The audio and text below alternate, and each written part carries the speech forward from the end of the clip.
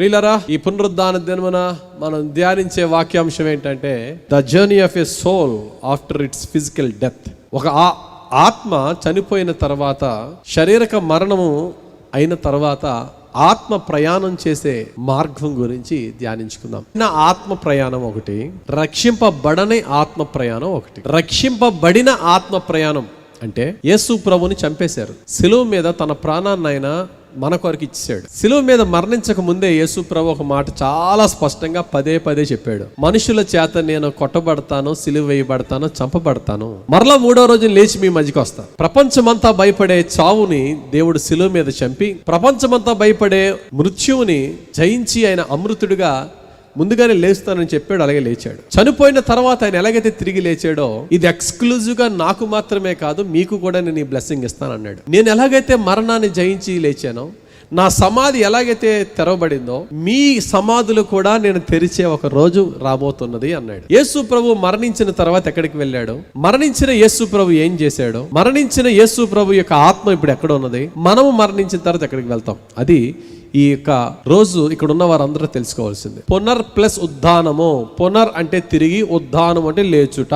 చనిపోయి సమాధి చేయబడిన వారు తిరిగి లేచే కార్యాన్ని పునరుద్ధానము అన్నారు, లేపబడుట. వేరే మతాల్లో పునర్జన్మ ఉంటది. అంటే ఈ జన్మ అయిపోయిన తర్వాత, చనిపోయిన తర్వాత ఆత్మ మరలా ఇంకో వ్యక్తిగా పుడతారు అనేది కొందరి యొక్క మత విశ్వాసము. కానీ క్రైస్తవ మతంలో పునర్జన్మ అంటే అసలు లేనే లేదు.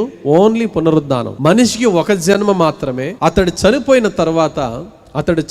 తర్వాత అతని శరీరము మన్నైనది తిరిగి మన్నైపోను, ఆత్మ దానిని దయచేసిన దేవుని యొద్దకు మరలిపోతుందని ప్రసంగి గ్రంథం మనం 12వ అధ్యాయంలో చూస్తాం. చదవండి ఆ మాట. ప్రసంగి గ్రంథము 12వ అధ్యాయము 7వ వచనం ఏముందమ్మా? మన్నైనది వెనుకటి వలనే మరలా భూమికి చేరును. మన్నైనది వెనుకటి వలనే మరలా భూమికి చేరును.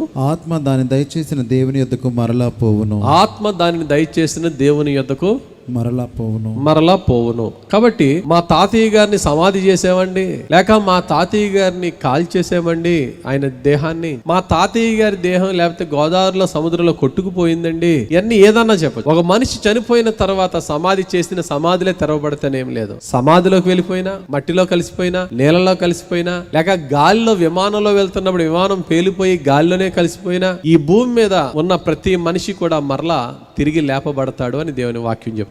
2 పునరుద్ధానాలు ఉన్నాయని బైబిల్ చెప్తుంది. ఒకటి సేవ్డ్ సోల్. యేసు క్రీస్తుని అంగీకరించి, విశ్వసించి, అంగీకరించి హృదయపూర్వకంగా యేసు ప్రభువుని రక్షణ అంగీకరించి బాప్తిసం పొందుకున్న తర్వాత ఆ వ్యక్తి కొన్ని రోజులు చనిపోయిన తర్వాత అతని ప్రయాణము ఒకలాగుంటది. యేసు ప్రభు సువార్త అందిన ఆ యొక్క సువార్తను అంగీకరించకుండా చనిపోయిన వ్యక్తి, చనిపోయిన ఆత్మ ప్రయాణం ఒకలా ఉంటది. ఈ రెండిటి డిఫరెన్స్ తెలపడానికే యేసు ప్రభు ఒక అద్భుతమైన ఒక ప్రసంగం చేస్తూ, ఆ ప్రసంగంలో 2 క్యారెక్టర్స్ ని చెప్పాడు. ఒకడు ధనవంతుడు, మరొకడు లాజరు. ధనవంతుడు, లాజరు అని 2 ఉన్నారు. ధనవంతుడు ప్రాణమా తినుము త్రాగుము సుఖించు అన్నట్టుగా తినడం, తాగడం, వాడి లైఫ్ ఆడిదే గాని, దేవుని వైపు గాని, ఆకలితో ఉన్న పేదవాడికి కనీసం రొట్టు ముక్క పెట్టడం గాని వాడికి లేదు. ప్రేమ, జాలి, దయ, భక్తి లేకుండానే వాడు చచ్చిపోయాడు. చనిపోయిన తర్వాత వాడి ఆత్మ ఎక్కడికి వెళ్ళిందో చెప్పాడు.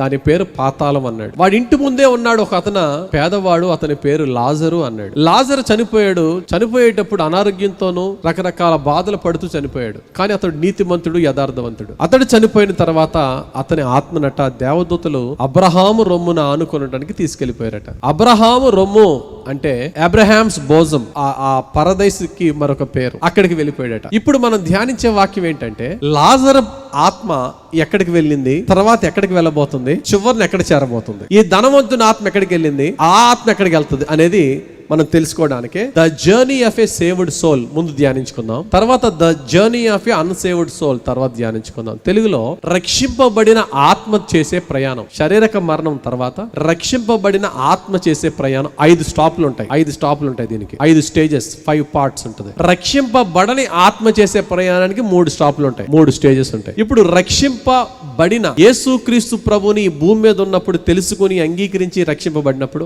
ఏ దేశానికి, ఏ ప్రాంతానికి, ఏ భాషకి చెందిన వ్యక్తి అయినా, హిందువా, ముస్లిమా, నాస్తికుడా, whatever the religion maybe, యేసుక్రీస్తు వాక్యం విన్న తర్వాత హృదయపూర్వకంగా యేసు ప్రభుని తన స్వరక్షకుడుగా అంగీకరించి క్రీస్తు యేసునందు బాప్తిసం పొంది రక్షింపబడి తన జీవితాన్ని మార్చుకుంటే ఆ వ్యక్తి యొక్క జీవితము ఎలా ఉంటది అనేది మనము ఈ యొక్క మొదటి పాయింట్ లో, మొదటి పార్ట్ లో మనం తెలుసుకుందాం. 2 parts. రక్షింపబడిన ఆత్మ చేసే ప్రయాణంలో 5 స్టేజ్లు ఉంటాయన్నాను. ఫస్ట్, నీవు నేను ప్రభుని తెలుసుకున్న తర్వాత, మన జీవితాన్ని మార్చుకుని బాప్తిసం పొందిన తర్వాత ప్రతి ఒక్కరు ఏదో ఒక రోజు చనిపోతాం. చనిపోయిన వెంటనే మనం ఎక్కడికి వెళ్తాం?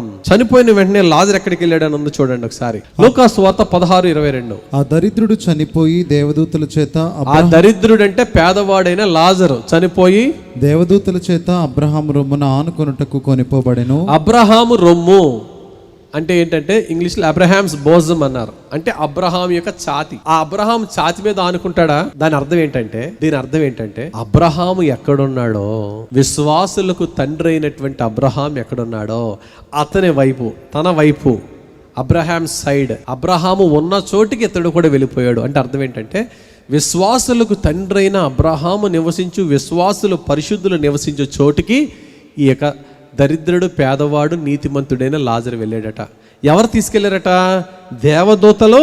చదువు. దేవదూతల చేత అబ్రహాము రొమ్మున ఆనుకొనుటకు కొనిపోబడెను. రైట్. ధనవంతుడు కూడా చనిపోయి పాత పెట్టబడెను. ధనవంతుడు కూడా చనిపోయాడు, కొంతకాలానికి అతను పాతి పెట్టబడ్డాడు. ఫైన్. ఇప్పుడు అబ్రహాము రొమ్మున ఆనుకున్నాడు అంటే ఆ ప్లేస్ పరదేశంలోకి వెళ్ళిపోయాడు లాజరు. ఎలా ఉన్నాడు అక్కడ పరదేశంలో అనేది కూడా చూద్దాం. 25వ వచనం చదువునాను ఇప్పుడు. 25వ వచనం. అందుకు అబ్రహాము, కుమారుడా, నీవు నీ జీవితకాలమందు నీకు ఇష్టమైనట్టు సుఖము అనుభవించుతివి, అలాగుననే లాజరు కష్టం అనుభవించినని జ్ఞాపకం చేసుకొనుము. ఇప్పుడైతే వాడు ఇక్కడ నెమ్మది పొందుచున్నాడు, నీవు యాతన పడుచున్నావు. ఇక్కడ తండ్రి అయిన అబ్రహాము ధనవంతుడితో మాట్లాడుతున్నాడు. నువ్వు ఈ భూమి మీద ఉన్నప్పుడు ఇష్టానుసారంగా బ్రతుకోవు, ఇప్పుడు పాతాళంలో నరకయాతన అనుభవిస్తున్నావు. లాజరు నీతిగా యథార్థంగా ఉండి చనిపోయాడు. ఇప్పుడు ఇక్కడ ఏం పొందుతున్నాడట?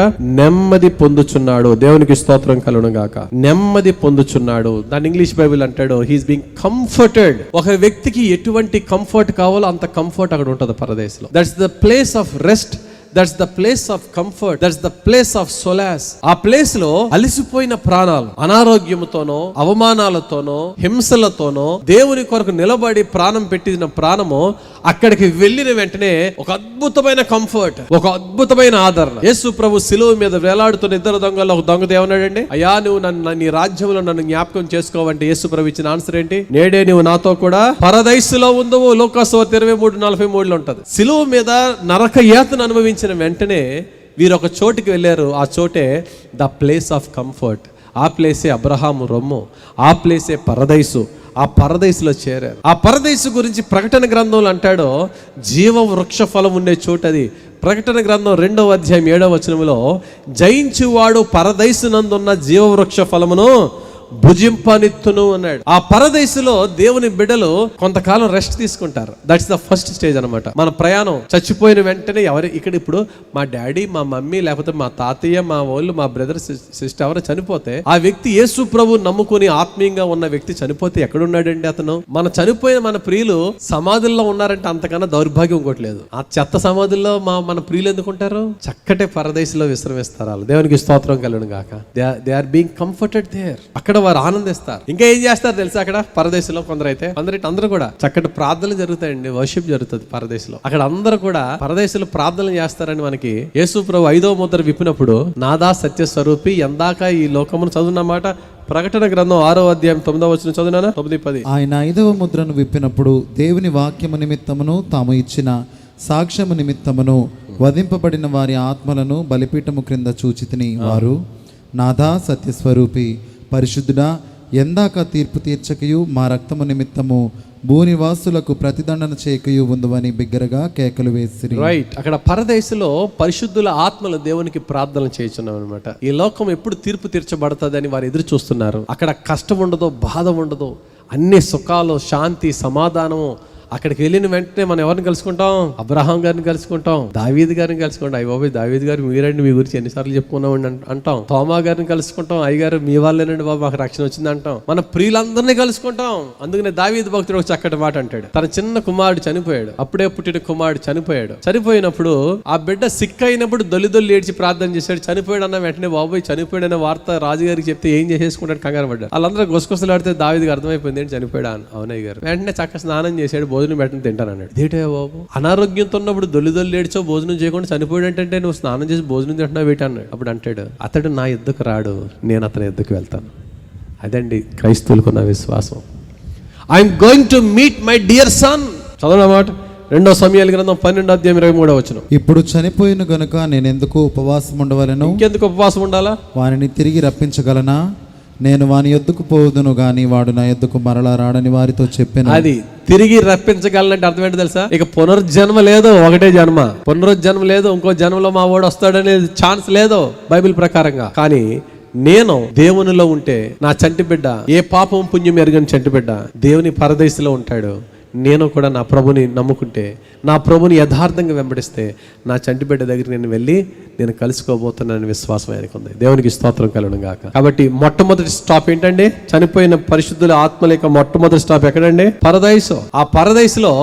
ఆ పరదైసులో మనకి ఈ భూమి మీద మనం చేసిన ప్రతి మంచి పనికి అక్కడ రివార్డులు అక్కడి నుంచే స్టార్ట్ అయిపోతాయి. మనకి రివార్డ్స్ అక్కడి నుండే మన యొక్క ట్రెజర్ స్టార్ట్ అవుతుంది. లాజర్ చనిపోయి తన జీవిత కాలంలో సంపాదించిన తన ట్రెజర్ ఎక్కడుందో అక్కడికి వెళ్ళాడు. దేవునికి స్తోత్రం కలుగును గాక. ధనవంతుడైనటువంటి వాడు చనిపోయి బహుఘోరాతి ఘోరమైన స్థితికి వెళ్ళిపోయాడు. చనిపోయిన తర్వాత ప్రోటోకాల్ మారిపోద్దాయి. చనిపోయిన తర్వాత మన స్థితిగతులు మారతాయి. ధనవంతులు భిక్షగాళ్ళు అయిపోతారు, భిక్షగాళ్ళు ధనవంతులు అవుతారు. లాజర్ ఉన్నతమైన స్థితిలో ఉన్నాడు. ఎంత ఉన్నతమైన స్థితిలో ఉన్నాడంటే, అయ్యా తండ్రి అయిన అబ్రహామా, ఈ పాతాళంలో నరకయాతన అనుభవిస్తున్నాను, అడుగో మీ వాడు అక్కడ, మా వాడు లాజర్ ఉన్నాడు, నాకు తెలుసు, నేను చాలా బాగా తెలుసు ఆయనకి, ఒక్క మాట చెప్పు, అతనేమి నాకు రొట్టె పెట్టకర్లే, చిన్న తన చిటికి నీళ్ళల్లో ముంచి ఒక్క డ్రాప్ నా నాలుక మీద వేయమనవా, ఒక్క డ్రాప్ వేయమనవా. అతడు ఆకలితో ఉన్నప్పుడు ఒక రొట్టె ముక్క పెట్టావా? నువ్వు పెట్టలేదే. ఇప్పుడు అతను వచ్చి నీకు డ్రాప్ వేయాలా? ఇంపాసిబుల్, గెట్ లాస్ట్ అంటాడు అబ్రహాం. ప్రోటోకాల్ మారిపోయింది. చనిపోయిన తర్వాత మనం అందరం మారిపోతాం ప్రియులరా. ఎలా మారిపోతాం అంటే మనకంటూ కొన్ని లెవెల్స్ ఉంటాయి. యథార్థంగా జీవించిన వాడు ఎప్పుడు గొప్పడే అవుతాడు. ఇప్పుడు యేసు ప్రభు మరణించి లేచిన తర్వాత ఫిజికల్ ప్రోటోకాల్ ప్రకారంగా అయితే ఎవరు కనబడాలి? ఫస్ట్ ఆయన కన్న తల్లి అయిన మరియమ్మ కనబడాలి. ఆయన కన్న తల్లి అయిన మరియమ్మ కంటే అత్యాశక్తితో ప్రభుని ప్రేమించి ఎదురు చూస్తుంది ఎవరు? మగ్దలేని మరియ. ఫిజికల్ మదన్ ప్రక్కన పెట్టి మగ్దలేని మరియ కనబడ్డాడంటే అక్కడ ప్రోటోకాల్ మారిపోయింది. మరియమ్మ నేను తక్కువ చేయట్లేదు, కానీ అక్కడ విషయం మనం చూసినట్లయితే వెళ్ళిన వెంటనే మరియమ్మ వెళ్ళింది, మగ్దలేని మరియమ్మ వెళ్ళింది. మరియమ్మ సమాధి తెరబడింది, యేసు ప్రభు లేడని చెప్పి వెళ్ళిపోయింది. కానీ మగ్దలేని మరి ఏం చేసింది? నా యేసు ప్రభుని ఎవడు తీసుకెళ్ళాడని ఏడుస్తూ అక్కడ అలా ఎదురు చూస్తూ అంగలారుస్తూ ఉంటే, యేసు ప్రభు నేను లేచిన వెంటనే మీకు ఎక్కడ కనబడతానన్నాడు? శిష్యులకి గలిలయలో కనబడుతున్నాడు. కానీ వాళ్ళందరినీ ప్రక్కన పెట్టి ఆ సమాధి తొడిలోనే మగ్దలేని మరియ దగ్గరికి వచ్చి మరియా అని పిలిచాడు యేసయ్య. ఆమె అంగలార్పు, ఆమె వేదన, ఆమె ప్రేమ, ఆమె ఆశ.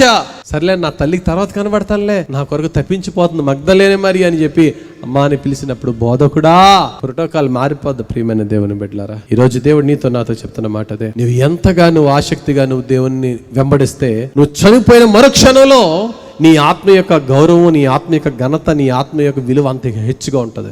అది ఫస్ట్ స్టేజ్, పరదైసు. మొదటి జర్నీ పరదైసులో ఉంటాం. ఎప్పటి వరకు ఉంటామంటే యేసు ప్రభు యొక్క రెండవ రాకడకు ముందు ర్యాప్చర్ అని జరుగుతుంది. ర్యాప్చర్ అంటే సంఘము ఎత్తబడుట.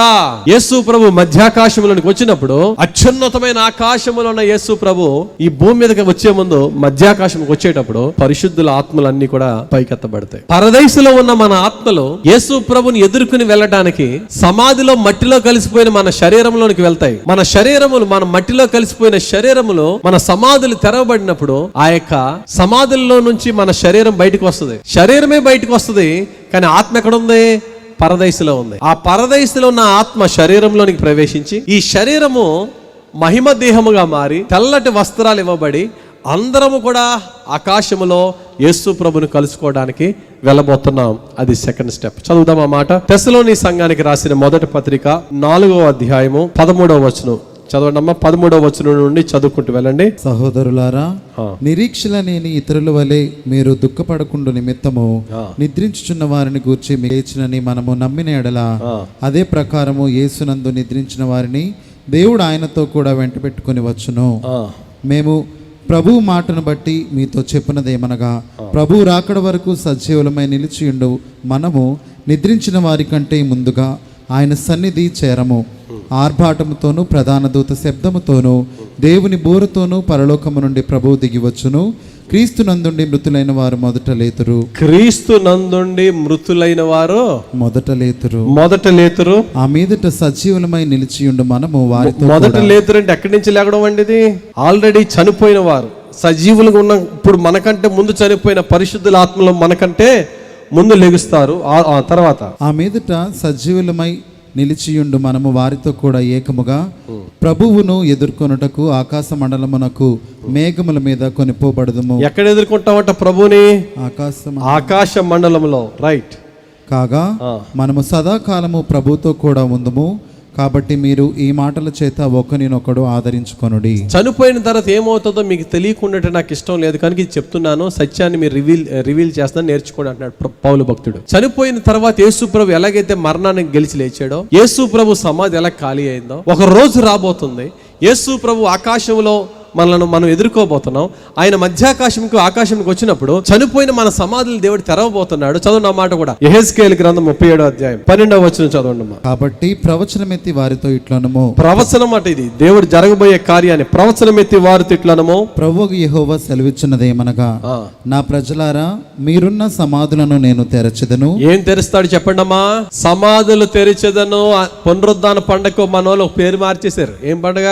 సమాధుల పండగ అంటారు. ఏమంటారు? సమాధుల పండుగ. బైబిల్ ఎక్కడ ఉంటది? ఇది లేదు. యేసు ప్రభు సమాధి పునరుద్ధాన దినం ఎలా తెరవబడిందో అలాగ మా ప్రియుల సమాధులు కూడా తెరవబడతాయనే నిరీక్షణతో మన సమాధుల పండుగ చేసుకుంటా ఉంటాం. మీ సమాధులు నేను తెరుస్తా. మీ డాడీ, మీ మమ్మీ, మీ తాతయ్య, గ్రాండ్ పేరెంట్స్, బ్రదర్స్, సిస్టర్స్ ఎవరైనా ప్రభువులో స్థిరముగా ఉండి చనిపోతే వారి సమాధులు ఏమన్నాడు? ప్రజలారా, మీరున్న సమాధులను నేను తెరిచెదను. సమాధులలో నుండి మిమ్మల్ని బయటకి రప్పించి ఇశ్రాయేలు దేశంలోనికి తోడుకొని వచ్చేదను. దేవుడు సమాధుల నుంచి బయటికి రప్పిస్తాడు. మన శరీరం లెగుస్తుంది. మన ఆత్మలు ఎక్కడున్నాయి చెప్పండి? ఇప్పుడు పరదేశులు ఉన్నాయి. పరదేశులు ఉన్న ఆత్మలు ఈ శరీరంలోనికి వస్తాయి. యేసు ప్రభు చేసింది కూడా అదే. శుక్రవారం చనిపోయాడు ఆయన, డెడ్ బాడీ మాత్రం సమాధిలో ఉంది. ఆయన ఆత్మ పరదేశకి వెళ్ళింది. ఆదివారం ఏమైంది? పరదేశులు ఉన్న ఆత్మ ఈ శరీరంలోనికి వచ్చింది. ఇప్పుడు ఈ శరీరం ఏ శరీరం అయింది? మహిమ దేహము, గ్లోరిఫైడ్ బాడీ అయింది. ఈ మహిమ దేహాన్ని ఎవరు ఆపేది లేదు. అప్పుడు ఆయన సమాధిని గెలిచి సమాధిని జయించి బయటకు వచ్చాడు. చాలా మంది అనుకుంటారు దేవదూత వచ్చి ఆ సమాధి రాయిని దొర్లించకపోయి ఉంటే యేసు ప్రభు బయటకు వచ్చేవాడా? చెప్పండి. యేసు ప్రభు శిష్యులు భయపడుతూ తలుపులు, కిటికీలు, గొల్లెలన్నీ వేసుకుంటే సడన్ గా వారి మధ్య ప్రత్యక్షం అయ్యాడా? యేసు ప్రభు చనిపోకముందు ఎప్పుడన్నా అటువంటి ప్రత్యక్షతలు ఏమున్నాయా? లేవు. చనిపోయి పునరుద్ధానం లేచిన తర్వాత మహిమ దేహంతో ఉన్న వ్యక్తిని గోడలు ఆపజాలవు. ఆ గోడలోంచి కూడా గ్లోరిఫైడ్ బాడీ లోపలికి వచ్చి వారి మధ్య నిలబడ్డాడు. మరి గోడలోంచి వచ్చిన యేసు ప్రభు సమాధి నుంచి రాలేడా బయటికి? ఈజీగా రాగలడు. ఆ మాత్రం దానికి దేవదూత వచ్చి సమాధి రాయిని దొర్లించడం ఎందుకు అంటే, సమాధి రాయిని దొర్లించడం యేసు ప్రభుని బయటికి తేవడానికి కాదు, బయట ఉన్న వారు లోపలికి వెళ్ళి నీ ప్రభు పునరుద్ధానుడు వెళ్ళి చూడమ్మా అని చెప్పడానికి, మనల్ని లోపలికి వెళ్ళి చూపించడానికి, పేతుర్ని, యోహాన్ని, రోమా సైనికుల్ని వీళ్ళందరూ కూడా తెలుసుకోవడానికి రాయి దొర్లింపబడింది అంతే. కాబట్టి యేసు ప్రభు ఎలాగైతే తన మహిమ దేహంతో లేపబడ్డాడో మనము కూడా నెక్స్ట్ స్టేజ్ ఏంటంటే అదే ర్యాప్చర్ అన్నారు, సంఘం ఎత్తబడుట. సో పరదేశంలో ఉన్న ఆత్మ వచ్చి మరలా మన నేను ఇప్పుడు జోసెఫ్గా చనిపోయాను అనుకోండి, ఈ రూపంలో చనిపోయాను అనుకోండి, మరలా ఈ రూపంలో లేకపోడతా. అప్పుడు కూడా ఈ సూట్ ఉంటుందా? ఏముంటది? వండర్ఫుల్ వైట్ గార్మెంట్స్ దేవుడు ఇవ్వబోతున్నాడట. అందరికి తెల్లని వస్త్రములు, పరిశుద్ధమైన నీతి క్రియలను సూచించే తెల్లని వస్త్రాలు ఇవ్వబోతున్నాడట. అందరం ఆ వైట్ గార్మెంట్స్ తో ప్రభువుని ఎదుర్కోవడానికి ఆకాశ మేఘాలలో ప్రభువుని ఎదుర్కోబోతున్నాం. That's the second stage. ఎన్నైనా ఇప్పటికి 2. మూడవ చోటు పరలోకంలో 7 ఏండ్ల విందు జరుగుతుంది అనమాట. మనం అద్భుతమైన విందు. ఇది ఒక గొప్ప పార్టీ అనమాట. ఇది ఒక గొప్ప పార్టీ. ఈ పార్టీ గురించి మనం తెలుసుకోవాలంటే ఒకసారి ప్రకటన గ్రంథానికి వెళ్దాం. యేసు ప్రభు ఆయన గొప్ప విందు ఇవ్వబోతున్నాడు. ఎవరికి చెప్పండి? ఎవరికి? వధువు సంఘానికి. అక్కడ పెళ్లి విందు అనమాట. అది చదవండి ఆ మాట. ప్రకటన గ్రంథం 19వ అధ్యాయము 7, 8, 9 వచనాలు చదివితే, ముందు చచ్చిపోయిన వెంటనే పరదేశకి వెళ్తాం. పరదేశ తర్వాత యేసు ప్రభు వచ్చేటప్పుడు మరలా మనం లేపబడి ఆకాశం మేఘాలలోకి వెళ్తాం. అక్కడ దేవుని దగ్గర మూడో ప్లేస్ ఏంటి, మూడో పార్ట్ 7 years అక్కడ అద్భుతమైన విందు జరగబోతుంది పరలోకంలో. చదువు ఆ మాట, ప్రకటన గ్రంథం 19:7. ఆయనను స్తుతించుడి, గొర్రెపిల్ల వివాహోత్సవ సమయము వచ్చినది. ఏంటంటే గొర్రెపిల్ల అంటే ఎవరు? యేసు ప్రభువే. ఇప్పుడు యేసు ప్రభు వివాహోత్సవం, వెడ్డింగ్ ఫీస్ట్ అన్నమాట ఇది. చదువు. సమయము వచ్చినది, ఆయన భార్య తన్ను తాను సిద్ధపరచుకొని ఉన్నది గనుక మనము సంతోషపడి ఉత్సహించి ఆయనను మహిమపరచదమని చెప్పగా వింటిని. మరియు ఆమె ధరించుకొనుటకు ప్రకాశములను నిర్మలములనైన సన్నపు నారబట్టలు ఆమెకి ఇవ్వబడెను. అవి పరిశుద్ధుల నీతి క్రియలు.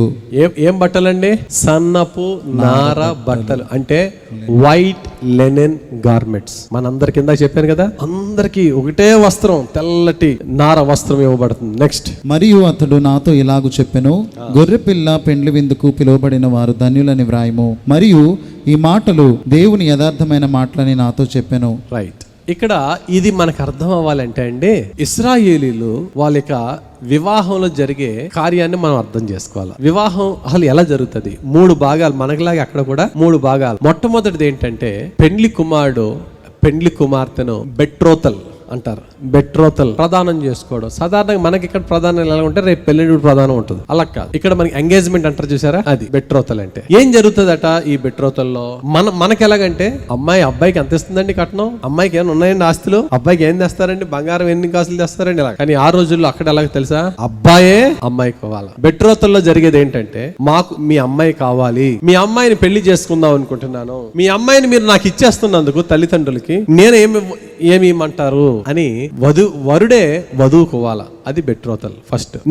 నెక్స్ట్ ఏంటంటే, కొన్ని రోజులు అయిన తర్వాత యేసు ప్రభు పుట్టికప్పుడు మనకు తెలుస్తుంది, మరియమ్మ యోసేపుతో ప్రధానము చేయబడింది అంటారు. ఆ తర్వాత కొన్ని రోజులకి ఏం జరుగుతుందంటే, పెండ్లి కుమారుడు తన ఫ్రెండ్స్ అందరితో వస్తాడు. పెండ్లి కుమారుడు ఆ రోజు పెండ్లి కుమార్తె ఏం చేస్తుందంటే, తాను కూడా తన ఫ్రెండ్స్ అందరితో సిద్ధపడుతుంది. ఒక పెద్ద పార్టీ జరుగుతుంది అనమాట. పెండ్లి కుమారుడు తన ఫ్రెండ్స్ అందరితో వచ్చినప్పుడు, అది ఒకవేళ నైట్ టైం వస్తే, పెండ్లి కూతురు తరపున తన ఫ్రెండ్స్ అందరూ కూడా జ్యోతులతో, లైట్స్ తో పెండ్లి కుమారుని ఆహ్వానిస్తూ ఉంటారు. ఇది మనకి బుద్ధిగల కన్యలు, బుద్ధి లేని కన్యల స్టోరీస్ లో దివిటీలతో పెండ్లి కుమారుని గురించి ఎదురు చూచుట అనేది కనబడుతుంది అక్కడ. సో ఇప్పుడు పెండ్లి కుమారుడు తన ఫ్రెండ్స్ అందరిని తీసుకుని వచ్చినప్పుడు, పెండ్లి కూతురు కూడా తన దివిటీలతో తన ఫ్రెండ్స్ అందరితో రెడీగా వస్తుంది. అప్పుడు ఏమవుతుందంటే, పెండ్లి కుమారుడు పెండ్లి కూతుర్ని, పెండ్లి కుమార్తెను తన ఇంటికి తీసుకువెళ్తాడు.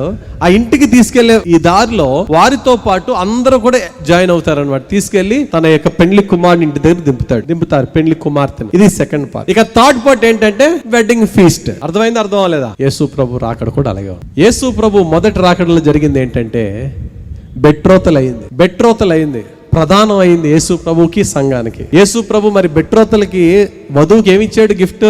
ఆయన రక్తం అనే క్రయధనాన్ని ఇచ్చి సంఘాన్ని కొన్నాడు యేసయ్య. ఆయన రక్తం అనే క్రయధనాన్ని ఇచ్చి సంఘాన్ని కొన్నాడు. బెట్రోతలు అయిపోయింది. ఇప్పుడు రెండో స్టెప్ ఏంటి? పెండ్లి కుమారుడు వచ్చి పెండ్లి కుమార్తెను తన ఇంటికి తీసుకెళ్లబోతున్నాడు. అదే ర్యాప్చర్. పెండ్లి కుమారుడు వచ్చినప్పుడు తన యొక్క సమస్త ఫ్రెండ్స్, తన యొక్క పరలోకంలో ఉన్న సమస్త దూతలతో యేసు ప్రభు రానే ఉన్నాడు. వస్తున్న యేసు ప్రభుని పెండ్లి కుమార్తె సంఘము, వధువు సంఘము ఎదుర్కొంటున్నప్పుడు పెండ్లి కుమారుడు పెండ్లి కూతుర్ని ఎక్కడ తీసుకెళ్లాలా? తన ఇంటికి తీసుకెళ్లాలా. అప్పుడు ఏం చేస్తున్నాడు? పెండ్లి కుమారుడు భూమి మీదకి వస్తున్నాడా, సంఘం భూమి నుంచి వెళ్తుందా? పెండ్లి కుమారుడు పరలోకం నుంచి మధ్యాకాశంకి వచ్చేటప్పటికి అందరూ కూడా మహిమ దేహాలతో పరలోకంలో యేసు ప్రభుని ఎదుర్కోబోతున్నారు. అది రెండోది. ఇక మూడోది ఉంది చూసారండి. మూడోదే 7 ఏండ్ల పెండ్లి విందు. పరలోకంలో దేవుడు ఒక గొప్ప విందు చేయబోతున్నాడు. ఆ విందులో పాల్గొన్న వారందరం కూడా ధన్యులం. అదే సమయంలో 7 ఏండ్లు భూమి మీద ఏం జరుగుతుంది చెప్పండి? శ్రమలు, మహాశ్రమలు. విడవబడిన వారికి యేసు ప్రభు అంటే ఎవరో తెలిసి కూడా, యేసు ప్రభు వాక్యాన్ని వినకుండా, ఒకవేళ వాక్యం విని కూడా నాకు యేసు ప్రభుతో పని లేదని విడిచిపెట్టిన వారికి భూమి మీద విడిచిపెట్టబడతారు. మనకన్నా ముందు చనిపోయిన పరిశుద్ధులు, మనలో పరిశుద్ధులు, వీరిద్దరూ కూడా పరలోకానికి లేపబడతారు. పరలోకానికి సజీవులుగా లేపబడతారు.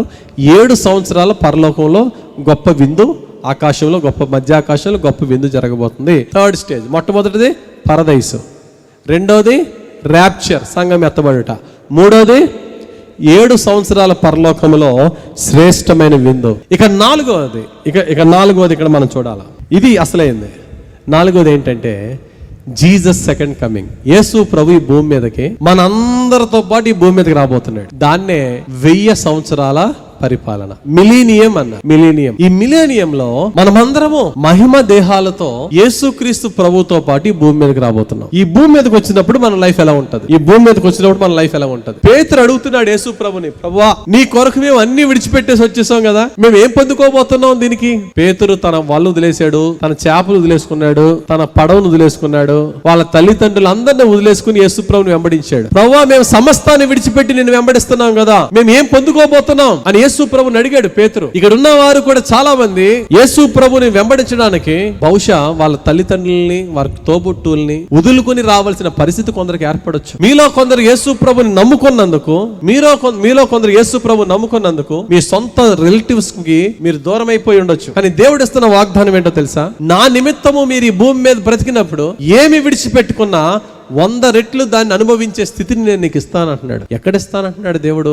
ఉదాహరణకి ఒక వ్యక్తి అపర కోటేశ్వరుడు, వెరీ రిచ్ మ్యాన్, యేసు ప్రభు నమ్ముకున్నందుకు ఇంట్లోంచి గడ్డి వేయబడ్డాడు అనుకోండి. తన ఇంట్లో తన తండ్రి దగ్గర బెంజ్ కార్లో తిరిగేవాడు. తండ్రికి యేసు ప్రభు అంటే ఇష్టం లేదు, కొడుకు యేసు ప్రభు అంటే ఇష్టం. తండ్రి బయటికి గెంటేసినప్పుడు డొక్కు సైకిల్ మీద తిరిగాడు తన జీవితకాలం అంతా. సింపుల్ గా దేవుడు, నాయనా నువ్వు ఈ లోకంలో నువ్వు పోగొట్టుకున్నందుకు నేను నీకు పరలోకాన్ని ఇస్తానని చెప్పి అనలేదు. పరలోకంలో బెంజ్ కార్ ఉంటుంది, వదిలేసుకున్నాడు అన్ని. దేవుడు ఏమన్నా తెలుసా? పరలోకాన్ని ఇస్తాను కరెక్టే, దానికన్నా ముందు ఈ భూమి మీద నువ్వు ఏం విడిచిపెట్టుకున్న దానికి 100 రెట్లు మరలా ఈ భూమి మీదే అనుభవించే భాగ్యం ఇచ్చి అప్పుడు పరలోకం కూడా ఇస్తాను నీకు. అది దేవుని యొక్క గొప్పతనం. ఈ భూమి మీద నువ్వు పోగొట్టుకున్నావు, మరలా ఈ భూమి మీద నువ్వు అనుభవిస్తావు. ఏ గౌరవము, ఏ ఘనత ఈ భూమి మీద పోగొట్టుకున్నావో అది మరలా ఈ భూమి మీద నీతో అనుభవించేలా చేసి అప్పుడు పరలోకాన్ని తీసుకెళ్తాను. చదువుదాం ఆ మాట. మత్తయి సువార్త 19వ అధ్యాయము 27వ వచనం. మత్తయి సువార్త 19వ అధ్యాయము 27వ వచనం. పేతురు, ఇదిగో మేము సమస్తమును విడిచిపెట్టి నిన్ను వెంబడించితిమి గనుక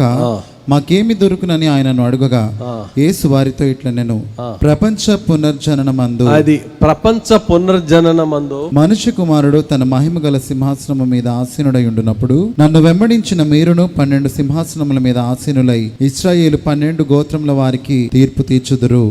నా నామము నిమిత్తము అన్నదమ్ములనైనను, అక్క చెల్లెండ్రనైనను, తల్లినైనను, తండ్రినైనను, పిల్లలనైనను, భూములనైనను, ఇండ్లనైనను విడిచిపెట్టిన ప్రతి వాడును 100 రెట్లు పొందును. ఎన్ని రెట్లు చెప్పండి? తల్లినైనను, తండ్రినైనను, సహోదరులైనను, భార్యనైనను, భర్తనైనను, ఆస్తులైనను, ఇల్లులైనను మీరు ఏమి విడిచిపెట్టినా నేను మరలా మిమ్మల్ని భూమి మీదకి తీసుకొచ్చినప్పుడు 1000 సంవత్సరాలు మన ఈ భూమిని ఏలే సమయంలో దానికి 100 రెట్లు మీరు అనుభవించేలా నేను చేస్తాను. తర్వాత ఇది గాక ఇది ఇంపార్టెంట్, నిత్య జీవమును స్వతంత్రించుకుందాం. పరలోకములో నిత్య జీవాన్ని మీరు స్వతంత్ర, అది ఒక్కటే కాదు. యేసు ప్రభుని వెంబడించిన వారికి పరలోకం వస్తుంది, నిత్య జీవం. అది ఒక్కటే కాదు, ఏది నువ్వు భూమి మీద పోగొట్టుకున్నావో, ఏ సుఖము, ఏ సౌఖ్యం ఈ భూమి మీద పోగొట్టుకున్నావో, ఏ గౌరవము, ఏ ఘనత, ఏ మర్యాద ఈ భూమి మీద పోగొట్టుకున్నావో, రా మరలా భూమి మీదకి వెళ్దాం, 1000 సంవత్సరాల భూమిని వెళ్దాం. సాతానుడు వాడి రాజ్యాన్ని కూల్చివేసి నేను నిన్ను అధికారిగా చేస్తానంటున్నాడు. అందుకనే యేసు ప్రభు తలాంతుల కథ మనకు తెలుసు. ఒకడికి 5, ఒకడికి 2, ఒకడికి 1. 5ని 10 చేసిన వాడికి దేవుడు ఇస్తున్న వాగ్దానం ఏంటి? బలా నమ్మకమైన మంచి దాసుడా, నేను నిన్నేం చేస్తాను? చదవండి ఒకసారి. లోకాసు వార్త 19వ అధ్యాయం 17వ వచనం తీయండి. లోకాసు వార్త 19వ అధ్యాయం 17వ వచనం. యేసు ప్రభు వారి 1000 ఏండ్ల పాలనలో మనం కూడా ప్రభుతో ఈ భూమి మీదకి వచ్చినప్పుడు మన సిచ్యువేషన్, మన పరిస్థితులు ఎలా ఉంటాయో చెప్తున్నాడు. చదవండి అమ్మా. అతడు భళ మంచి దాసుడా నీవు ఈ కొంచెములో నమ్మకముగా ఉంటివి గనుక 10 పట్టణముల మీద అధికారివై ఉండుమని వానితో చెప్పెను. నువ్వు 10 మీనాలు సంపాదించావు, లేకపోతే 10 తలాంతులు సంపాదించావు కాబట్టి ఇంకో 10 తలాంతులు ఇస్తాను లేదు, 10 పట్టణాల మీద అధికారివై. 10 పట్టణాల మీద అధికారివై అంటే ఏంటండి? పట్టణాల మీద అధికారం అంటే ఏంటండి అనుకోవచ్చేమో. 1000 సంవత్సరాలు ఈ భూమిని యేసు ప్రభు ఏలేటప్పుడు యేసు ప్రభు క్రింద మనము ఈ లోకాన్ని ఏలు అధికారులమై ఉంటాం. జిల్లాకు ఒక కలెక్టర్ ఉంటాడు, స్టేట్ కు సీఎం ఉంటాడు. ఆ విధంగా పట్టణాల మీద అధికారులు ఎవరు నియమింపబడతారంటే ఐఏఎస్లు, ఐపీఎస్లు కాదు, సీఎంలు, పిఎంలు కాదు. ఈ భూమి మీద ఎవరైతే చచ్చిపోయే లోపు యేసు ప్రభుని అంగీకరించి నమ్మకంగా జీవిస్తామో, కష్టమైన, నష్టమైన, ఇబ్బంది అయినా ప్రభు కొరకు ప్రాణాలు పెడతామో అది వ్యర్థము కాదు. నా సహోదరి, సహోదరుడా, యేసు ప్రభు వచ్చినప్పుడు ఖచ్చితంగా దేవుడు మనల్ని దానికి మించిన 100 రెట్లు రివార్డ్ ఇవ్వబోతున్నాడు. దేవునికి స్తోత్రం కలుగును గాక. అందుకనే పౌలు అంటాడు తన ఆత్మీయ కుమారుడైన తిమోతితో, ఈ భూమి మీద మనం సహించినట్లయితే అప్పుడు మనం వెళ్తామట. తిమోతికి రాసిన 2వ పత్రిక 2వ అధ్యాయం 12వ వచనం ఉందండి. సహించిన వారమైతే ఆయనతో కూడా ఏలుదుము. అది సహించిన వారమైతే, ప్రభువు నిమిత్తము సహిస్తే, ప్రభువు నిమిత్తము కష్టాన్ని భరిస్తే, ప్రభు నిమిత్తము ప్రజల మనలను హింసించిన, అవమానపరిచిన, ఇబ్బంది పెట్టిన భరిస్తే, సహించిన వారమైతే ఆయనతో కూడా ఏలుదము. ఎప్పుడు ఏలుదము చెప్పండి? 1000 ఏండ్ల పాలనలో, మిలేనియంలో ఈ భూమి మీదకి యేసు ప్రభు పరిశుద్ధులను తీసుకుని వచ్చినప్పుడు సహించిన వారమైతే అప్పుడు మనం వెళ్తామన్నాడు. తర్వాత ఏమన్నాడు? ఆయనను ఎరుగమంటే మనలను. ఇప్పుడు మనకు వచ్చే కష్టాలను బట్టి, ఉద్యోగం టైంలో అవి నేను క్రైస్తవుని కాదండి, హిందువునండి. పెళ్లి టైంలో అవి నేను హిందూ అండి. రేపన్న రోజున ఏదైనా గవర్నమెంట్ ఏదైనా బెనిఫిట్స్ ఇస్తారంటే క్రైస్తవులకు ఇవ్వమంటే అవి మేము హిందువులం అండి అన్నాం అనుకోండి. ఆయనను ఎరుగమంటే మనలను ఆయన ఎరుగను అన్నను. నువ్వు ఇప్పుడు కనుక యేసు ప్రభుని డినై చేస్తే, నువ్వు ఇప్పుడు కనుక యేసు ప్రభుని అంగీకరించకపోతే, ఇది నువ్వు నేను గట్టిగా బ్రతి 60, 70, 80 సంవత్సరాలు బ్రతుకుతాం. అక్కడ 1000 సంవత్సరాలు. ఈ 60, 70, 80 సంవత్సరాలు ఇంచుమించు 20 సంవత్సరాలు బాల్యమే, ఒక 20 సంవత్సరాలు వృద్ధాప్యమే. అక్కడ బాల్యం ఉండదో, వృద్ధాప్యం ఉండదో, 1000 సంవత్సరాలు యవనమే. దేవునికి స్తోత్రం కలుగును గాక. దాన్ని మనం అనుభవించబోతున్నాం. we should not miss it. we should not miss that. దాన్ని మనం అస్సలు వదులుకోకూడదు. ఆ 1000 సంవత్సరాల గురించి చాలా క్లియర్ గా ఎక్స్ప్లెయిన్ చేసాడు ప్రకటన గ్రంథంలో. ప్రకటన గ్రంథం 20వ అధ్యాయం. ప్రకటన గ్రంథం 20వ అధ్యాయం 1 నుండి 6 వచనాల్లో 1000 సంవత్సరాలు అంటూ, ఆ 1000 సంవత్సరాల ముందు సాతాన్ని బంధించి పాతాళంలో అరెస్ట్ చేస్తాడు. భూమి మీద సాతాను ఉండడు. వాడి రాజ్యాలు అప్పటికే యేసు ప్రభు కూల్చివేస్తాడు. ఇక భూమి మీద వేయలేదు ఎవరంటే యేసు ప్రభు, ఆయనతో పాటు మనం మాత్రమే. దేవునికి స్తోత్రం కలుగునుగా. ఇది 1000 ఏండ్ల పాలన. ఈ భూమి మీద మనం చేసే ప్రతి సాక్రిఫైస్ కి దేవుడు మనకి ఇవ్వబోతున్న రివార్డ్ ఇది. ఎన్ని స్టేజెస్ అయినాయి చెప్పండి? ఇప్పటికి 4 అయినాయా? మొట్టమొదటిది ఏంటి? చచ్చిపోయిన వెంటనే మనం దేవునిలో ఉన్న బిడ్డలం అయితే పరదేశికి వెళ్ళి హ్యాపీగా పరదేశంలో రిలాక్స్ అవుతాం. కంఫర్ట్, స్వస్థత, సంపూర్ణ ఆరోగ్యంతో, ఆత్మ సంపూర్ణమైన సమాధానంతో హ్యాపీగా రిలాక్స్ అవుతాం పరదేశంలో. అక్కడ పరదేశంలో ఉన్న తర్వాత ఆ పరదేశంలో కొంతకాలం మనం అక్కడ ప్రభు యొక్క రాకడ వరకు ఉన్న తర్వాత అక్కడ నుండి మనం అందరం ఎక్కడికి వెళ్తాం? నెక్స్ట్ యేసు ప్రభుని ఎదుర్కోవడానికి ర్యాప్చర్ లో పరిశుద్ధమైన తెల్లటి వస్త్రాలతో ప్రభుని ఎదుర్కొంటాం. అది రెండోది. ఎదుర్కొన్న మనల్ని అందరినీ కూడా ప్రభు ఏం చేస్తాడు? 7 సంవత్సరాల పెండ్లి విందులో మనల్ని ఆనందింపజేస్తాడు. బహుశా నేను అనుకుంటాను, బైబిల్లో లేదు కానీ బహుశా నేను అనుకుంటాను, పెండ్లి విందు అంటే ఇంకా అస్తమాలు 7 సంవత్సరాలు తింటామా? ఏమండి, పెండ్లి విందు అంటే 7 సంవత్సరాలు తినేది కాదు, కానీ ప్రభులో ఆయన సహవాసాన్ని ఆనందిస్తూ భూమి మీద 1000 సంవత్సరాలు మనం ఎలా ఏలాలో ప్రభు మనకు బోధిస్తాడు. ప్రభు మనకి రివార్డ్స్ ఇస్తాడు. నాయనా, ఇదిగో నువ్వు చచ్చిపోయే లోపల నీ విశ్వాసాన్ని ఎలా కాపాడుకుని నా కొరకు ఇన్ని శ్రమలు అనుభవించినా ఇంత యథార్థంగా నువ్వు జీవించావు, నువ్వు తెలుసుకున్న వాక్యాన్ని 10 మందికి బోధించి ఈ రోజు నువ్వు ఈ స్థానానికి వచ్చావు కాబట్టి నీవు చేసిన పనిని బట్టి నేను నీకు రివార్డ్ ఇస్తున్నాను అని చెప్పి, ఇదిగో పలానా ఊర్లు నేను నిన్ను ఇన్ఛార్జిగా పెట్టబోతున్నాను 1000 సంవత్సరాల్లో, ఆ ఊర్ని నువ్వు ఏలు, నా బిడ్డగా నువ్వు నీ రాజ్యం నీకు ఇవ్వబోతున్నాను, ఎలా ఏలాలి ఏంటని మనకు చెప్తాడు. అందుకని యేసయ్య అంటాడు, నేను త్వరలో వచ్చుచున్నాను, వారి వారి క్రియలను బట్టి ఏమిస్తాడట? చదవండి, ఆ మాట కూడా చదవండి. ప్రకటన గ్రంథం 22 లాస్ట్ అధ్యాయం, ప్రకటన గ్రంథం 22 అధ్యాయం 12వ వచనం ఏముందండి? ఇదిగో త్వరగా వచ్చుచున్నాను. ఇదిగో త్వరగా వచ్చుచున్నాను, వాని క్రియ చొప్పున ప్రతి వానికి ఇచ్చుటకు నేను సిద్ధపరిచిన జీతము నా యొద్ద ఉన్నది. జీతం కరెక్ట్ గా ఎలాగట? అందరికి ఒకటే జీతం కాదట. వాని క్రియ చొప్పున. ఎవరు ప్రభు కొరకు ఎక్కువ కష్టపడ్డారు, ఎవరు ప్రభు కొరకు ఎక్కువ హింసింపబడ్డారు, ఎవరు ప్రభు కొరకు ఎక్కువ దూషింపబడ్డారు, ఎవరు ప్రభు కొరకు ఎన్నైనా బాధలు సంతోషంగా అనుభవించారు, వారికి ఖచ్చితంగా దేవుడు దానికి తగ్గ జీతం ఇస్తాడు. అది 1000 సంవత్సరాల దేవుడు మనకి ఇచ్చే ఆశీర్వాదం. తర్వాత 5వ స్టేజ్ ఏంటంటే హెవెన్, పరలోకం. యేసు ప్రభు సర్వలోకానికి తీర్పు తీర్చేసిన తర్వాత నూతన యెరూషలేము, పైనుండి దిగి వచ్చే నూతన యెరూషలేము రాబోతుంది. అందులో ఉన్న మహిమ ఏంటంటే దేవుడు మనిషి, యెహోవా తండ్రి, యేసు ప్రభు, పరిశుద్ధాత్ముడు, నేను నువ్వు మనందరం కలిసి జీవించే చోటు. అది ఎలా ఉంటుందండి? అందులో లైఫ్ ఎంత బాగుంటుందండి అంటే, ఒక మాటలో చెప్పాలంటే హృదయానికి అగోచరం, హృదయానికి బియాండ్ హ్యూమన్ అండర్స్టాండింగ్. అందుకనే పౌలు భక్తుడు అంటాడు, కొరింథీయులకు రాసిన మొదటి పత్రిక 2వ అధ్యాయం 9వ వచనం, 1 Corinthians chapter 2 and verse 9. ఇందును గూర్చి దేవుడు తన్ను ప్రేమించు వారి కొరకు ఏవి సిద్ధపరిచెనో అవి కంటికి కనబడలేదు, చెవికి వినబడలేదు, మనుష్య హృదయమునకు గోచరము కాలేదు అని రాయబడి ఉన్నది. ఏంటట? కంటికి కనబడలేదు, చెవికి వినబడలేదు, మనిషి హృదయానికి అగోచరము. మన కొరకు దేవుడు ఏమి సిద్ధపరిచానో, హెవెన్ లో నీకు నాకు దేవుడు ఏమి సిద్ధపరిచాడో, ఎలా సిద్ధపరిచాడో, ఎలా ఉంటాదో మన కంటికి కనబడలేదు, చెవికి వినబడలేదు, ఒకవేళ అర్థం చేసుకుందామన్నా మన హృదయానికి అగోచరమైనది. అంత వండర్ఫుల్. ఎందుకంటే ఒక ఇల్లు కడుతున్నామంటే అండి, ఒక మంచి ఇంజనీర్ గురించి, ఒక మంచి మేస్త్రి గురించి కొంచెం ఆలస్యమైనా వెయిట్ చేస్తాం, వెయిట్ చేయమా? ఎవడో ఒకటి దొరికితే పర్లేదు కట్టేద్దాం అనుకుంటాం. ఏంటి గట్టిగా 30-40 సంవత్సరాలు 50 సంవత్సరాలు ఉన్న ఇంట్లోనే ఆ ఇంటికే మనం ఒక మంచి నేర్పరైనటువంటి మేస్త్రి కొరకు, ఇంజనీర్ కొరకు చూస్తాం. బెస్ట్ ఇంజనీర్తో కట్టించాలా, బెస్ట్ మేస్త్రితో కట్టించాలని. ఒకవేళ కట్టే ఆ ఇంజనీర్, ఆ మేస్త్రి యేసుప్రభు అయ్యాడు అనుకోండి, సృష్టికే ప్రధాన శిల్పే ఆయన ఇల్లు కట్టాడు అనుకోండి, ఎలా ఉంటుంది? మనం ఊహించగలమా? ఇంటిని, ఆ యొక్క ఆర్కిటెక్చర్ని మనం ఊహించగలమా? యేసుప్రభు అదే అంటున్నాడు, నేను మీకు పరలోకములు ఏం సిద్ధపరచడానికి వెళ్తున్నాను. చదవండి, యోహాను సువార్త 14వ అధ్యాయం మొదటి 3 వచనాలు. యోహాను సువార్త 14వ అధ్యాయం మొదటి 3 వచనాల్లో, పైన పరలోకములో నీకు నాకు దేవుడు బ్యూటిఫుల్ హౌసెస్ ని ఆయన అక్కడ నిర్మిస్తున్నాడు. ఆయనే ప్రధాన శిల్పిగా ఉన్నాడు. ఆ యొక్క వండర్ఫుల్ హెవెన్ భూమి మీద రాబోతుంది. చదవండి అన్నమాట. మీ హృదయమును కలవరపడనీయకుడి, మీ హృదయమును కలవరపడనీయకుడి. దేవుని యందు విశ్వాసం ఉంచుచున్నారు, నా యందును విశ్వాసం ఉంచుడి.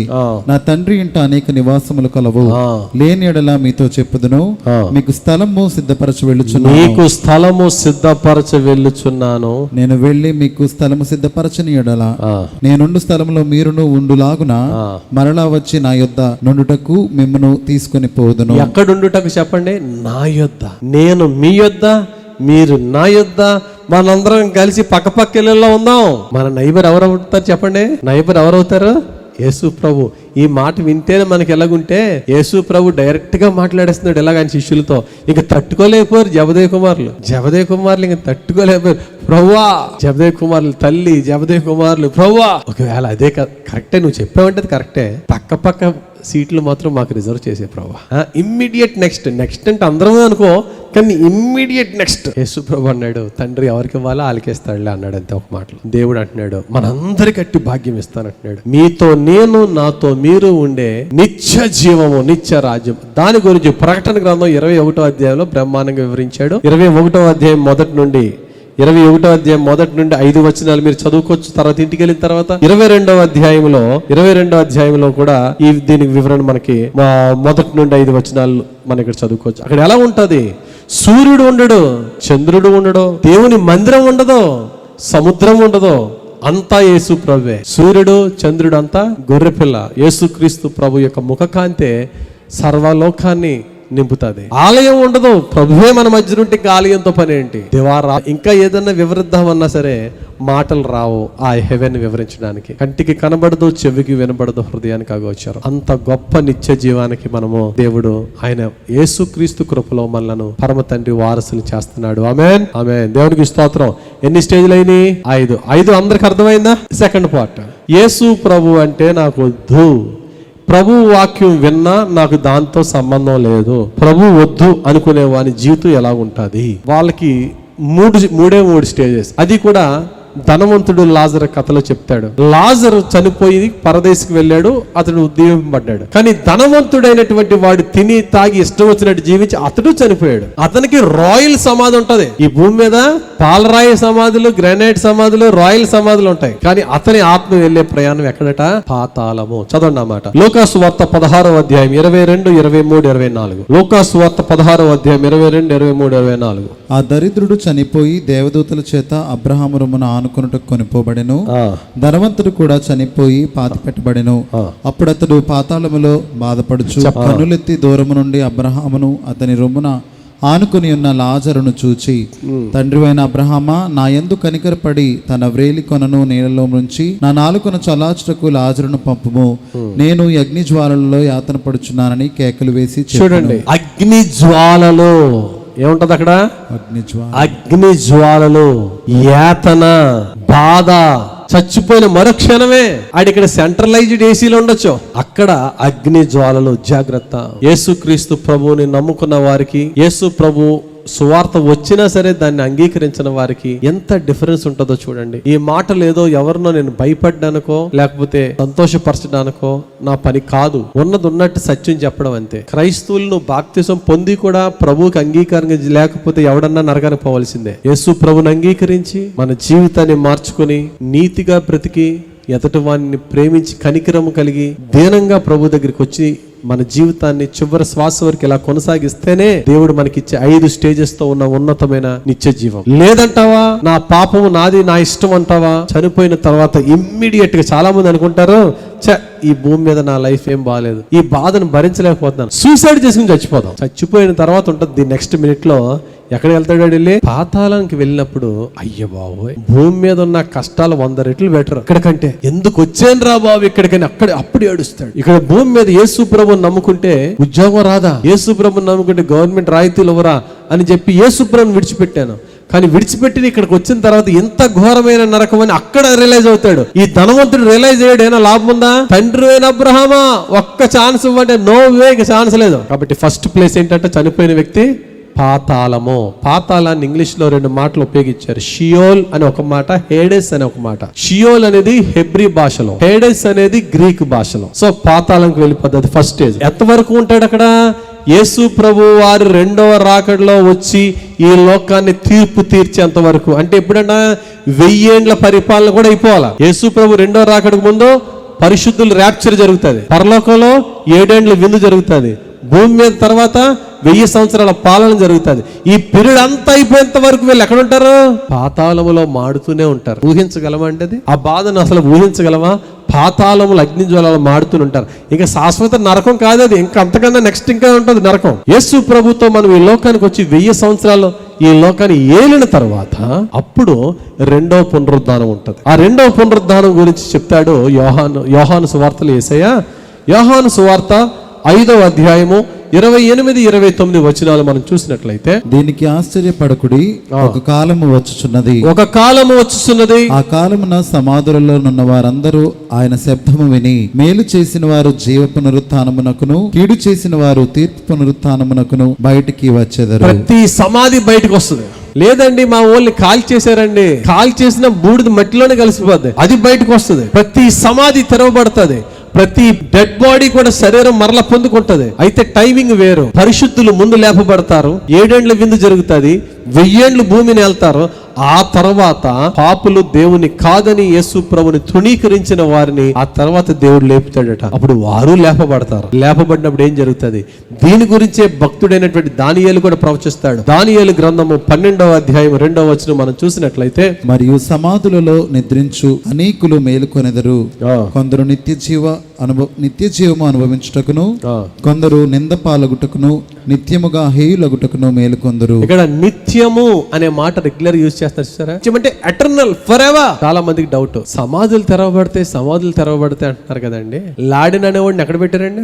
భూమి మీద కాదు, జల సమాధి, సముద్రంలో వదిలేశారు, చేపలు తినేసి నీకు సమాధి లేదు ఇంకా. మరి ఎటువంటి వాడు ఎలాగ వస్తాడండి బయటకు అంటారేమో, తీయండి ప్రకటన గ్రంథం మొత్తం అందరిని బయటికి రప్పిస్తాడట దేవుడు. కొందరు అయితే ఆ సమాధి ఉండదు, అగ్నిలో హతులైపోతారు, కొందరు అగ్ని ప్రమాదంలో బూడిదైపోయారు అనుకోండి, వాళ్ళు ఎక్కడి నుంచి వస్తారు? అందుకనే చూడండి ప్రకటన గ్రంథం 20వ అధ్యాయం 12వ వచనం నుంచి చదువున్నాను. గొప్పవారేమి కొద్దివారేమి మృతులైన వారందరూ ఆ సింహాసనం ఎదుట నిలవబడి ఉండుట చూచితిని. అప్పుడు గ్రంథములు విప్పబడెను, మరియు జీవ గ్రంథమును వేరొక గ్రంథము విప్పబడెను. ఆ గ్రంథముల యందు వ్రాయబడి ఉన్న వాటిని బట్టి తమ క్రియల చొప్పున మృతులు తీర్పు పొందిరి. సముద్రము తనలో ఉన్న మృతులను అప్పగించెను. చెప్పండి, సముద్రము తనలో ఉన్న మృతులను అప్పగించెను. ఆ దేవుని మాటను బట్టి సముద్రం చేతులు కట్టుకుని విత్ అకౌంట్, అయ్యా ఇదిగోనయ్యా ఈ ఇక్కడ మొత్తం ఇలా చనిపోయారయ్యా అని మొత్తం ఎవరికాళ్ళు అకౌంట్లు ఇచ్చేస్తారు సృష్టికర్త దగ్గర. సముద్రము తనలో ఉన్న మృతులను అప్పగించెను, మరణమును పాతాళ లోకమును వాటి వశమునున్న మృతులను అప్పగించెను. వారిలో ప్రతివాడు తన క్రియల చొప్పున తీర్పు పొందెను. మరణమును మృతుల లోకమును అగ్నిగుండములో పడవేయబడెను. ఈ అగ్నిగుండము 2వ మరణము. ఇది 2వ మరణము. ఎవని పేరైనను జీవగ్రంథమందు వ్రాయబడినట్టు కనబడని ఎడల వాడు అగ్నిగుండంలో పడవేయబడు. దీన్నే ఈ అగ్నిగుండాన్ని ఏమన్నారంటే గెహన్నా అన్నారు. ఇది నిత్య అగ్నిగుండం, దీన్ని గెహన్నా అన్నారు. ఇది నరకం. అంటే ఇది నరకం. దేవుణ్ణి కాదని దేవుని వ్యతిరేకించి క్రైస్తవులను హింసించి క్రైస్తవులను బాధపరిస్తే చనిపోయిన తర్వాత పాతాళంలో యేసు ప్రభుని కాదన్న వారి జీవితాలు ఎంత బాధకరం చూడండి. చనిపోయిన తర్వాత పాతాళంలో నరకయాతన ఉంటది. ఆ తర్వాత దేవుడు మరలా వారిని పైకి లేపిన తర్వాత దేవుడు వారిని నిత్య నరకంలో పడేసే ముందు నేను ఎందుకు నరకంలో పడేస్తున్నాను చూడరా బాబు అని చెప్పి మన క్రియలన్నిటిని బట్టి కూడా దేవుడు తీర్పు తీర్చే రోజు ఉంది. ఎవడి పేరు ఆ జీవ గ్రంథంలో రాయబడలేదో వారందరినీ కూడా దేవుడు ఎక్కడ పడేస్తున్నాడు? నిత్యాగ్ని గుండము, దాన్నే గెహన్నా అన్నారు. అందుకనే యేసుక్రీస్తు ప్రసంగాల్లో కూడా మత్తయి సువార్త 25వ అధ్యాయము 41వ వచనంలో అంటాడు, ఎడమ వైపున వారిని చూసి, అప్పుడు ఆయన ఎడమ వైపున ఉండు వారిని చూచి, శపింపబడిన వారలారా నన్ను విడిచి అపవాదికిని వాని దూతలకును సిద్ధపరచబడిన నిత్యాగ్నిలోనికి పోవుడి. నిత్య అగ్నిలోనికి. నిత్య అగ్ని అంటే అర్థం ఏంటి? నిత్య అంటే అర్థం ఏంటి? ఎటర్నల్. దానికి ఇంకా ఆరేది క్వశ్చన్ లేదు. 15వ వచనంలో ఉంటుంది అదే, 46వ వచనంలో ఉంటుంది అది 25వ అధ్యాయంలో. వీరు నిత్య శిక్షకును నీతిమంతులు నిత్య జీవమునకును పోవుదురు. నిత్య శిక్ష. ఎంత నిత్య శిక్ష అట? అగ్ని ఆరదో. మార్కు 9:48 ఉంటది. నరకమున వారి పురుగు చావదు, అగ్ని ఆరదు. ఇంకా అగ్ని ఆరేది లేదు, పురుగే చావదు. అంటే మనలో ఏ పార్ట్ కూడా చావదు, బ్రతికే ఉంటది, కాలుతూనే ఉంటది. నిత్య అగ్ని, దాన్ని ఊహించలేం. అంత భయంకరమైన నరకం ఉంది. ఇదే మాటని యెషయా భక్తుడు ప్రవచిస్తాడు 66వ అధ్యాయం 24వ వచనంలో. యెషయా భక్తుడు 66వ అధ్యాయం 24వ వచనంలో దేవుడు ప్రవచిస్తున్నాడు, ఈ లోక సుఖాలకి, ఈ లోక భోగాలకి, ఈ లోక సౌఖ్యానికి, ఈ లోక పాపాలకి అలవాటు పడి అంత ఘోరమైన నరకానికి వెళ్ళిపోతావా? ఈ లోక సుఖాలని కాదని దేవునికి నమ్మకంగా తిరుగుతావా? దేవుని కొరకు నమ్మకంగా ఉంటావా? ఈ రెండే క్వశ్చన్. దానికి యేసు ప్రభు ఒక మాట అన్నాడు, నీ కన్ను నిన్ను పాపమానికి గురి చేస్తే పీకి పాడేసుకో. గ్రుడ్డివాడిగా నిత్య జీవానికి వెళ్ళడం బెటరు 2 కళ్ళు ఉండి నరకానికి పోయేవాడి కంటే. నీ చెయ్యి నిన్ను అభ్యంతరపడితే నరికి పాడేసి నరకానికి రా. 2 చేతులు ఉండి 2 కాళ్ళు ఉండి ఆరోగ్యవంతుడిగా నరకానికి పోయే కంటే. చదవండి అన్నమాట. మత్తయి సువార్త 5వ అధ్యాయము 30వ వచనంలో కొండ మీద చేసిన ప్రసంగంలో ఒక వ్యక్తి నరకానికి వెళ్ళిపోడు ఎంత భయంకరమో, ఎన్ని కోల్పోయినా పరలోకము నిత్య జీవంలోనికి వెళ్ళడం ఎంత భాగ్యమో యేసు ప్రభు చెప్తున్నాడు. నీ కుడి చెయ్యి నిన్ను అభ్యంతరపరచిన యెడల దాని నరికి నీ యొద్ద నుండి పారవేయము. నీ దేహమంతయు నరకములో పడకుండా నీ అవయములలో ఒకటి నశించుట నీకు ప్రయోజనకరము కదా. అది నీ దేహం అంతా నరకంలో పోయే కంటే నిన్ను పాపం చేసి ఏ అవయవము నిన్ను పాపానికి గురి చేస్తుందో దాన్ని పోగొట్టుకుని పరిశుద్ధంగా ఉండి పరలోకానికి వెళ్ళడం మంచిదయ్యా నీకు అంటున్నాడు దేవుడు. దాని యొక్క సీరియస్నెస్ ప్రభు చెప్తున్నాడు. మనం దాన్ని అర్థం చేసుకోవాలి. ప్రియమైన దేవుని బిడ్డలారా, ఈ వాక్యం అంతా మీరు విన్న తర్వాత ప్రతి వారు ఎవరికి వారి నిర్ణయం తీసుకోవాలి. ఇప్పుడు నరకానికి వెళ్ళే ఆత్మ ఫస్ట్ స్టేజ్ ఏంటి? పాతాళం. 2వ స్టేజ్ ఏంటి? తీర్పు. 3వ స్టేజ్ ఏంటి? నిత్య అగ్నిగుండం.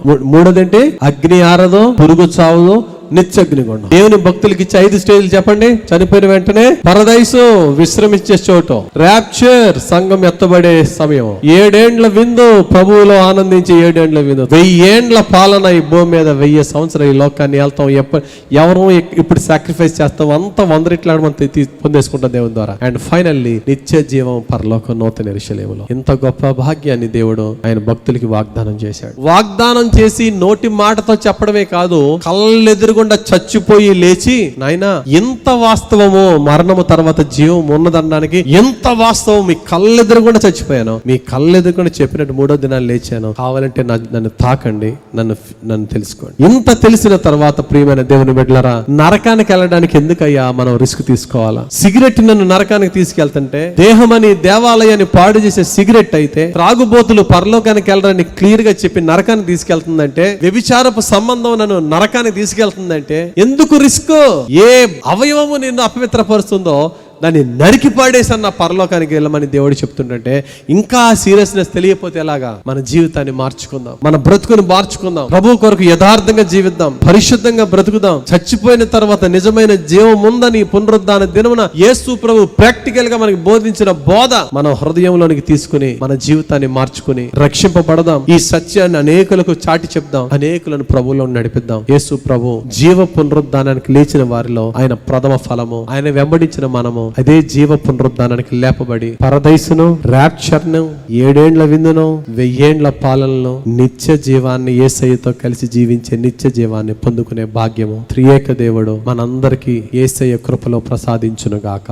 ఆమేన్. ప్రార్థన చేసుకుందాం. తలలో వంచండి, కళ్ళు మూసుకోండి. కృపగల పరిశుద్ధాత్ముడా, ఈ పునరుద్ధాన దినములో ఒక మనిషి యొక్క ఆత్మ చనిపోయిన తరువాత ఎక్కడెక్కడికి వెళతాది, దాని పరిస్థితి ఏమవుతుంది, ఒక మనిషి యొక్క ఆత్మ చివరి డెస్టినేషన్ ఏంటి, రక్షింపబడిన ఆత్మ ఎక్కడికి చేరుకుంటది, రక్షింపబడని ఆత్మ ఎక్కడికి చేరుకుంటది, ఎంత నరకం అనుభవిస్తుంది రక్షింపబడని ఆత్మ, ఎంత మహిమ అనుభవిస్తుంది రక్షింపబడిన ఆత్మ, ఈ విషయాలు మాకు బోధించి మరొకసారి మాకు జ్ఞాపకం చేసినందుకు వందనాలు. యేసు ప్రభువా, మా జీవితంలో చివరి శ్వాస వరకు నిన్ను వెంబడించి నీ పాదాలు పట్టి యథార్థంగా జీవించే జీవితం మాకు దయచేయండి. మా చివరి శ్వాస వరకు నీకు నమ్మకంగా బ్రతికే నీ కృపను పొందుకుని నీ నిత్య జీవానికి వారసులమయ్యే భాగ్యము మాకును మా కుటుంబాలకును దయచేయండి తండ్రి. చేరి వచ్చిన నీ బిడ్డలందరినీ దీవించండి. క్రైస్తవులేటి, క్రైస్తవులు కాని వారేటి ప్రతి ఒక్కరిని నీ కృపతో కరుణించి నీ కృపతో ఆకర్షించుకోనండి. ఆన్లైన్ లో వీక్షిస్తున్న వారందరినీ కూడా నీవే రక్షించండి.